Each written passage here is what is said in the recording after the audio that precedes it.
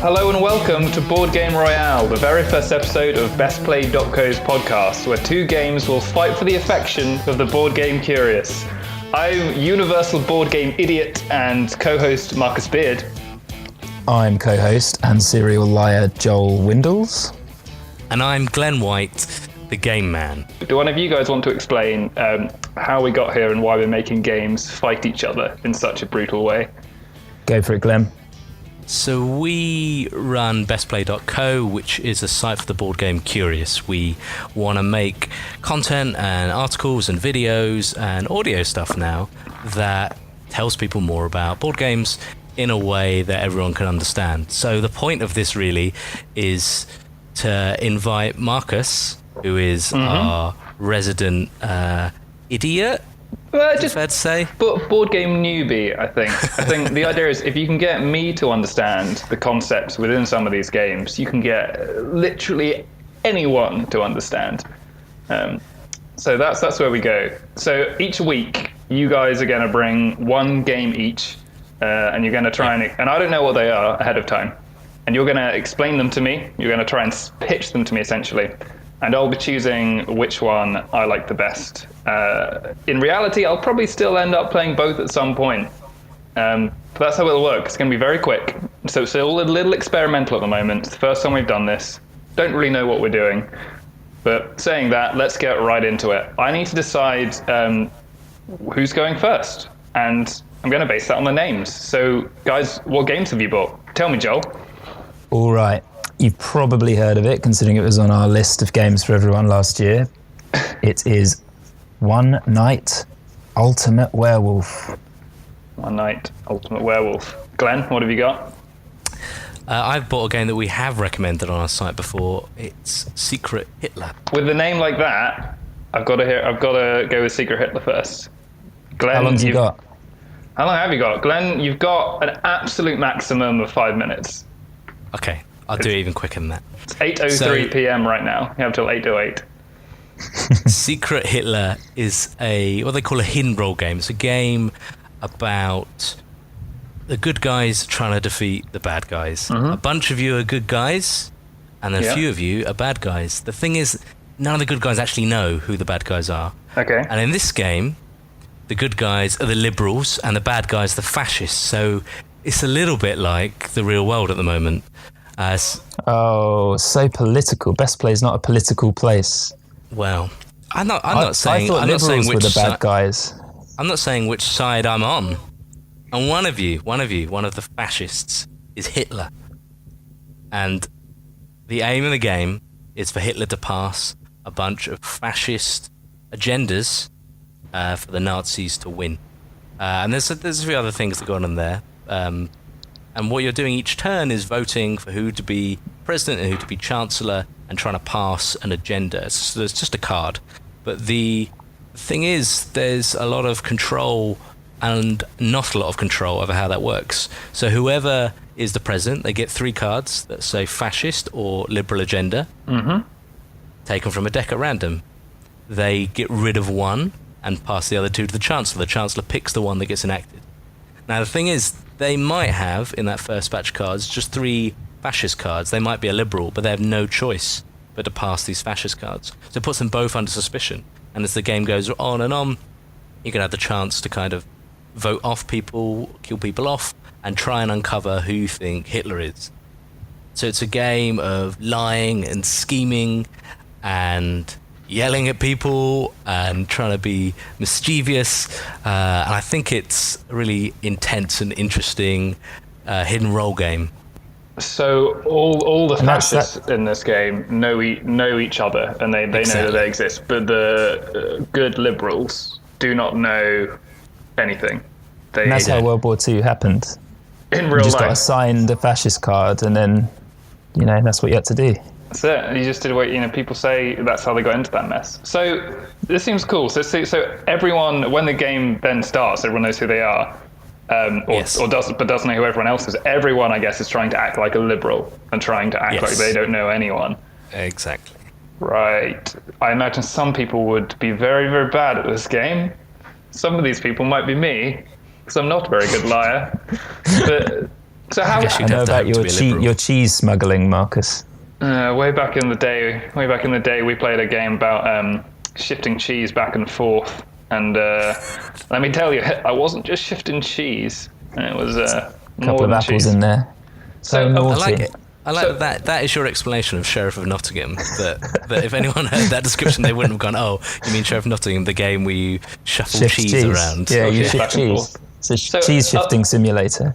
And how does it feel to play so you're playing with a deck of cards. What do they look like? Do all the agendas have like actual agendas written on them, or are they just red or white? No, There's they not- just say liberal or fascist on them. But the game is actually designed by Max Temkin, who's one of the guys behind Cards Against Humanity. Hence the naming and stuff of it. No, so all the cards, all the fascist cards are actually lizard people. So Hitler's a lizard guy, and the liberals are all kind of hipstery looking people. Like the artwork's really good, and the box it comes in is sort of designed to look like an MB game that's been found from the 40s or 50s, like a kind of duffed up kind of old box that someone Cool. found at the back of a charity shop years ago and discovered this secret Hitler game. I can probably just look up the visuals. Actually, now you've made it sound so enticing. I want to look it up. So you've made a good pitch. If you had to give me one tip, if I was going to go play a round of Secret Hitler immediately after this, what would be your advice for me, knowing my difficulty with covering up the truth? Well, I guess it depends on who you are. If you're a liberal, you're going to be fine because you don't have to lie. So your main thing there is just, it's about remembering what everyone's been saying and trying to catch them in a lie and Okay. trying to make sure that you figure that part out. If you're Hitler, the main thing is just play the game for as long as you can as a liberal. Because the end game state is actually to pass a certain amount of fascist policies and then have Hitler become the chancellor. So there is a final piece of the puzzle, and if everyone knows you're Hitler, they just won't ever let you be chancellor. Right. This sounds like something I could get into and I could actually understand and do, no matter how much I may find it difficult. That sounds cool. It's the first read, 7.5 out of 10, I think. That's a good one. For Secret Hitler. That's our record score of all time, It's also the first score we've given anything, ever. and So worst. Yeah, it's the best and worst. And worst. Also happens to be right in the middle of our board game ranking. How would you rate the graphics and audio? Graphics and audio, going to give 7.5. Story, got to give that an 8. Good story, right? Great story. Controls, I can hold a deck of cards, so that's a 10. Right, before we go on this rabbit hole for too long, I want to hear about One Night Ultimate Werewolf. One Night in Werewolf from Joel. Is it my turn? It's your turn. Oh, here we go. All right, Marcus, I would call it a deception game. But now that I've heard hidden role, I think I'm going to call it a hidden role game as well. I'm just thinking about hiding pastries and whatnot around the flat. I'm sorry. But I like deception. All right, it's a game for liars. It's actually very similar to Secret Hitler, which is kind of why we've gone for these two games in the first episode. Mm-hmm. It is very similar in the sense that you get a card to begin with. On that card, it will tell you you're either a villager, just a sad little peasant in medieval Europe, or you're a werewolf. Now, clearly the werewolves are the bad guys here. Werewolves, Nazis, same kind of thing. But the twist here is that the game is exactly 5 minutes long. So once you've got your card, there's a little app that you can use, or you can use YouTube videos, that kind of stuff. And everybody is asleep. So you close your eyes. And then during the night, this app or this video will tell you what to do. So if you're a werewolf, it might say, "Werewolves, wake up. Take a look at other werewolves." That's a good, It does it like that. impression of the app. I does it thought exactly you were like playing the YouTube video there. That was a really very it impressive. was. We've actually got the guy who does the voice on the podcast. Welcome, Piers. I don't know his name. Pierce is very much a voice actor name, though. Good shout. Yeah. So this guy called Piers tells you what to do in the night. And you look at all the other werewolves. So a bit like the fascists, you'll know who the other werewolves are. A couple of the villagers have special powers. So the seer gets to have a look at one other player's card, so they can see, oh, that guy's definitely a werewolf. There's a guy who switches card with someone else. There's a troublemaker who switches two other people's cards. Anyway, so after all this busy activity happens in the night, you will wake up and a timer begins. You have 5 minutes as a group to decide who to kill. And that's the game. There's no agendas, there's no mechanics, there's no cards to remember. You just talk it through. You can't play anything. You can't. No, you just chat. So this is where you sit there, clammy hand, desperately trying to convince people that you're not a werewolf. So you're just arguing with each other for 5 solid minutes. Yeah, lots of it's deductions. You end up feeling quite smart with yourself if you work out something that happened in the night. So the timer says, everyone wake up, you got 5 minutes, go. Now, are you going to open your mouth and say, well, I was just a villager? Or are you going to stay quiet until other people start to say who they are? So if you were a villager, why would you not do that? Why would you keep it quiet? If you've got nothing to hide, what's the point in hiding? So there's a limited number of each character. Let's say you're the robber, who's one of the villagers. And you switch cards with someone in the night. So the robber Now someone else starts to say, hey guys, I was the robber, everything's cool, let's kill the werewolves. You'll know he's not the effing robber. There you go. But also, so the way I think of this game, the other people in the group aren't gonna know that. So if you then say, people would think you're lying, and then it's say a web of lies or non-lies just starts spinning. I can see how this kind of gets out of control pretty quick. It becomes a big he says, she says kind of thing. But what you can do is if you really were the robber, you can say, well, look, I stole your card and you were the villager and now I've got a villager in my hand. And they say, yeah, I was the villager. And so you start to try and form alliances and, throw shade on the other characters. How many people can play? In theory, you could play 4 players, something like that. Right. But the nice part about the game is it's really versatile. So I like to think of it as a kind of palate cleanser or a starter. If you're having a board games night, you don't want these heavy, dense archipelago, agricolaire back to back all the time. Those are very confusing words. Exactly. They're confusing games. So werewolves just a really nice thing. You go, let's just do a couple of werewolves. We know it's going to be 10 minutes in total and sort of clear out all of this complicated strategy from the game before and just call each other assholes while we throw them under the bus. That sounds fun. So you can play with 4 and you can go up to 8, 10? I actually don't know, but it's a lot. 10. It's definitely something like 10. Both Werewolf and Hitler are 10. You can imagine that being pretty confusing with 10 sort of breaking up into splinter groups. What's the biggest you've ever played with?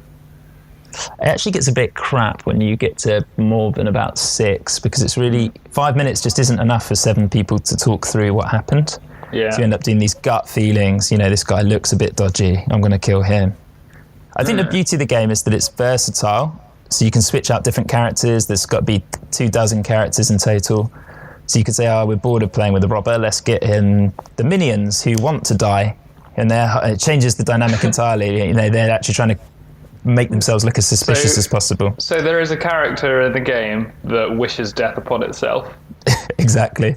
I would just try and... You can't influence which character you get at the beginning at all, can you? There's no sort of expansion to allow that. No, you just would always want to be that character. No, it'd just be great. You instantly seem suspicious. Yeah, I can imagine that throwing a spanner in the works. Right, these 2 games sound really similar, but really great. Obviously, one's a lot more complex than the other. Which ones do you genuinely prefer? Am I allowed to ask that? If you had a choice. I've only played Secret Hitler twice. Right. And the awful thing about Secret Hitler, obviously I've got to make it seem bad because I'm Team Werewolf, is you feel awful. If you're Hitler, you've got to go around accusing your best friends of being literally Hitler, even though you know they're not. And something inside you dies. It's awful. A rebuttal from Glenn? You're saying that feels good? It feels good to call your friends Hitler? I think there is, in the same way that there's a joy in Cards Against Humanities for saying horrible things to people, and having horrible things out loud. There's something enjoyable about this game that encourages you to be horrible to each other. And you have to, afterwards, you'll kind of let your tensions drop and you chill out and you can kind of relax about it. I mean, I wouldn't play with anyone that holds a grudge.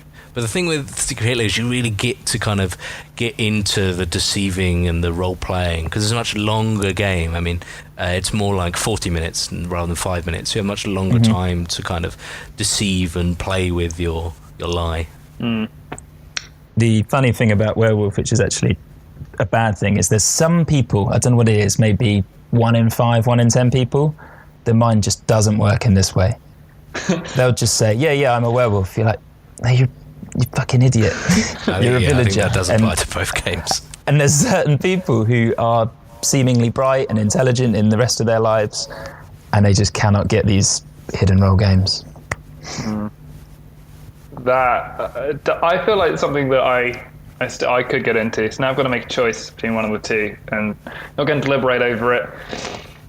For me, they both sound fun. They both seem similar, but the way it evolves and the way it can lead to a lot of different interactions and a lot of different scheming rather than just the one.